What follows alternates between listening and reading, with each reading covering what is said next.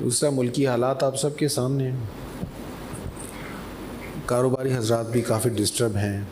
اکثر ساتھی ہمارے فیصل آباد والے تاجر وغیرہ، ان کا بزنس کسی کا جنوبی پنجاب میں ہے اور کسی کا سندھ کے علاقوں میں، اور وہاں کی پیمنٹیں وغیرہ بھی شارٹ ہیں. کافی پرابلمز ہیں ساتھیوں کو. لیکن ہم اپنے گھروں میں تو ہیں نا یار، اپنے گھر تو بیٹھے ہیں نا. ذرا سوچیں ان کا کیا حال ہے جن کا سب کچھ بہہ گیا، سب کچھ بہہ گیا. وہ آپ نے وہ ویڈیو دیکھا ہوگا، ایک باپ تھا، وہ ایسے ہاتھ کر کے دہائی دے رہا تھا، میرے بچے رڑ گئے. ان کا دکھ تو وہی جان سکتے ہیں نا. وہ تھوڑے سے چاول اٹھا کر اپنی جان مشکل میں ڈال کر وہ دریا پار کر رہا ہے. ایک شخص تھوڑے سے چاول اٹھائے ہوئے، کسی نے تھوڑا سا سامان اٹھایا، یعنی تھوڑے تھوڑے سامان کے لیے اپنی جان کو دو پر لگایا ہوا ہے، اور لوگ بھوکے مر رہے ہیں، گھر بہہ گئے لوگوں کے. بڑی عجیب حالت ہے. تو یہ ان لوگوں کے لیے تو یہ دکھ کی گھڑی ہے ہی، لیکن ہمارے لیے بھی آزمائش کی گھڑی ہے کہ ہم نے سوشل میڈیا پر، مین اسٹریم میڈیا پر ہم نے دیکھا اپنے مظلوم بھائیوں کو، تو ہم نے کام آ سکتے تھے تو کام آئے کہ نہیں آئے. تو ایمان والے کی یہ شان نہیں ہے کہ وہ اپنے مظلوم اور بے بس بھائیوں کی طرف سے لاپرواہ ہو جائے.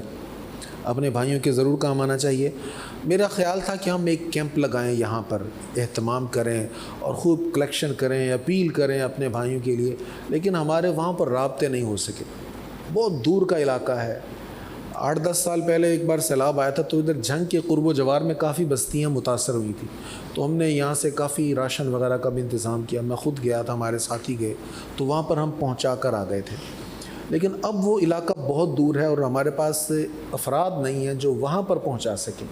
لیکن اس کا مطلب یہ نہیں کہ ہم کر کچھ نہیں سکتے.